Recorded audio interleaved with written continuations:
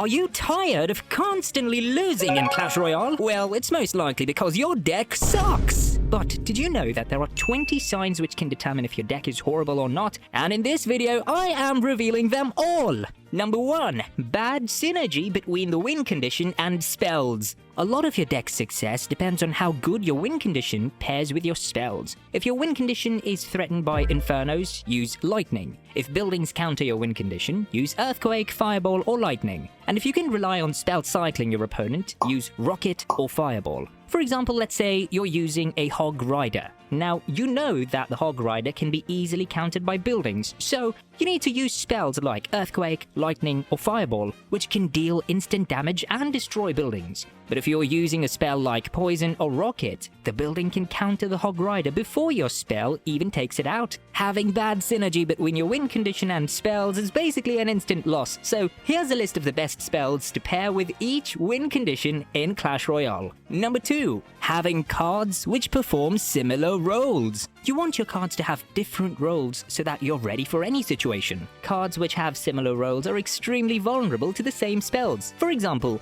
Musketeer, Witch, and the Wizard are good at countering air units individually. But if you put them all in the same deck, you're already cooked. All those cards are weak against Poison, Lightning, or a Fireball. If your opponent has even one of those spells, it's an instant loss for you. Recognize what role a card plays, and build your deck accordingly. Number 3. Relying way too much on a single card. If your deck is heavily relying on a certain card, especially on defense, you might need to switch it up a bit. What if your opponent is running a hard counter? Or perhaps you don't have your main defensive card in cycle, therefore a backup option is necessary. Let's say you're playing 2.6 Hog Cycle and your opponent drops a Balloon. Now, your first counter is obviously the Musketeer. But what if she isn't in your cycle? Alternatively, you can also defend using a Cannon plus Ice Spirit, or even a well-timed Fireball. So, having multiple ways to defend against your opponent's push is always a plus point for your deck. Number 4. Having no cards to pressure your opponent. A lot of games are lost because of a deck's inability to punish mistakes. If you know your opponent has just made a mistake and is down on Elixir, you're supposed to rush with your high damage troops. But if you don't have those kinds of troops, you will miss the opportunity. Always have at least one card in your deck which can take out towers quickly. These cards can either be a win conditions or regular high damage dealing troops like Prince, Bandit, Goblin Gang, etc. They can take down towers quickly since your opponent won't have Elixir to defend them. Number 5. Not having a tank for your glass cannons. Glass cannons are cards that deal heavy damage, but are low on hit points. Cards like Musketeer, Wizard, Dark Goblin, etc. fall under this category. The longer these cards remain on the field, the more advantage you gain. To protect these cards, you need a tank. This can be either a mini tank like Knight, Ice Golem, etc., or a heavy tank like Golem or Giant, which also acts like a win condition. The glass cannons can deal great damage behind the tank, and take out multiple troops easily. Number 6. No way to reset Inferno units. This is a major mistake many players make. If you're playing a beatdown deck, then you definitely need to have a card that can stun or reset Inferno units. These units include Mighty Miner, Inferno Dragon, Inferno Tower, and the Sparky, and they can melt down your tanks in seconds. Therefore, it's necessary to have a stun card like Electro Wizard or Electro Dragon. Moreover, you can also have spells like Lightning or Zap, which can momentarily stun Infernos and reset their tanks. If you're using these spells, make sure that you drop them right before the Inferno units are about to deal the maximum damage. Not only will this reset their attacks, but also give a few more seconds for your troops to survive. Number 7. No buildings or King Tower activation cards. While this is not mandatory, it's much better to have a building in your deck. Buildings makes defense easier for you, and some even spawn troops which can counter push. Alternatively, you can also use a Fisherman or a Tornado instead of a building. These two cards can help you activate your King Tower. Once your King Tower is activated, it becomes much harder for your opponent to break through.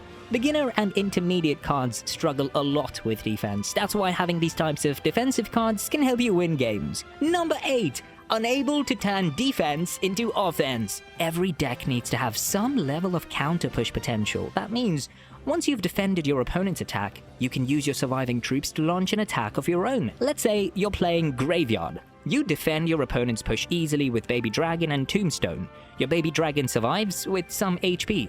Use this to your advantage and launch a counterattack. Place your mini tank in front of the baby dragon and build a graveyard push. This push will be hard for your opponent to defend because he just spent a lot of elixir on offense. Another example can be defending with your firecracker and then placing your hog rider in front of her. The hog rider can tank for your firecracker while she deals heavy damage to any troops or towers. Number 9. You are not running any spells. This is one of the dumbest mistakes you can make. If you don't have any spells in your deck, breaking through your opponent's defense becomes 10 times harder. Spells can be used to take out buildings, swarms, or gloss cannons. Additionally, finishing off games becomes much easier if you have a big spell. Imagine losing with only a few HP left on your opponent's tower just because you didn't have a spell in your deck. That actually sucks. Some spells are necessary too. They help you take care of swarm cards, plus also have many other uses. Like, not only can Zap destroy swarms, but it can also reset attacks of any card. Spells are so damn useful! Having spells is basically non-negotiable while building your deck. Number 10. Your deck doesn't have diverse HP levels. If all your cards die to the same spell, then you're in trouble. You need to have a mix of high and low HP troops. Even bait decks always have some sort of tank card. A single spell shouldn't be able to wipe out every troop in your deck. For example, if you're running barbarians, magic archer, or a wizard in the same deck, then it's really bad because all of them nearly die to a fireball and offer a positive trade. You don't want all your main defensive cards to be wiped out by a single spell. Number 11. No cheap cards to cycle efficiently. You need at least one cheap cycle card in your deck. Otherwise, your deck can become too heavy and it's impossible to build a good push often. If you're using a beatdown deck and have no cycle cards, then at most, you'll be able to build 1 or 2 good pushes throughout the game. This isn't ideal because nowadays it's not possible to win in a single push. So, you need cheap cycle cards, which cost 1 or 2 elixir to get back to your win condition quicker. Skeletons, spirits, bats, etc. are a good choice for this role. They can help you make your card cycle faster, as well as help with defense. Number 12. You don't have any air counters. This is a no-brainer, really. If you're not running any air counters, you're toast against Lava Loon or Balloon Cycle decks. Your Valkyrie isn't going to throw her axe in the air to counter the balloon. You need proper air defense in your deck. Having at least 1 or 2 cards which can deal with air threats is recommended. There exist a lot of good options like Musketeer, Mega Minion, Archer Queen, Baby Dragon, etc. Not only can these cards take care of air troops, but also assist with ground defense. If you're facing an air deck, then make sure to always have these cards in cycle whenever dealing with a Lava Hound or Balloon. Additionally, spells like Fireball and Poison also do well against air, so having these spells can give you a slight advantage versus air decks. Number 13. No way to eliminate tanks. You need cards which can deal heavy damage in your deck. These cards will be your best option to deal with heavy tanks like Golem, Giant, P.E.K.K.A, etc. Obviously, Infernos are a great option, but apart from them, cards like Prince, Mini P.E.K.K.A, Witch, etc.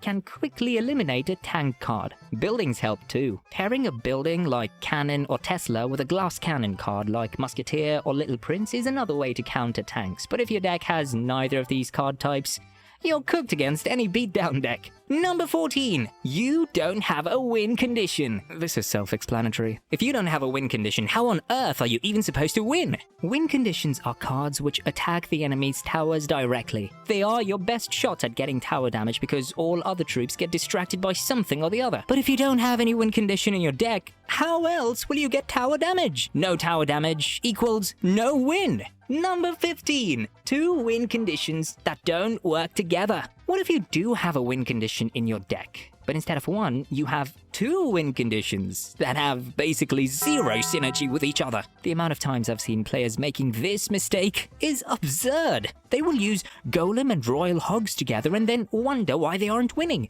Your deck needs to be built around your win condition, but having 2 win conditions ruins that. Although having 2 win conditions in a deck is bad, there are a few exceptions. Lava Hound plus Balloon, Giant plus Graveyard, and Miner plus Wall Breakers are considered as great win condition combos. It's because they support and synergize really well with each other. One card tanks, while the other deals sneaky damage. Understand every win condition and how it works. Try to have better support cards for your win condition instead of adding another win condition in your deck. Number 16. No splash damage cards. A lot of players are stupid and they group their troops together. But what's even more stupid is having no splash damage cards in your deck to take advantage of this scenario.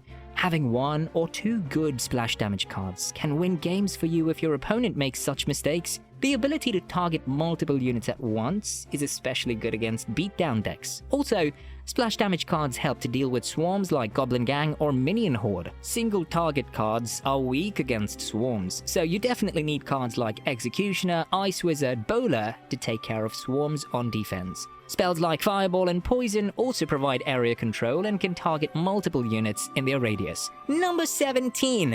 You use cards based on rarity. Are you using cards only because they look cool?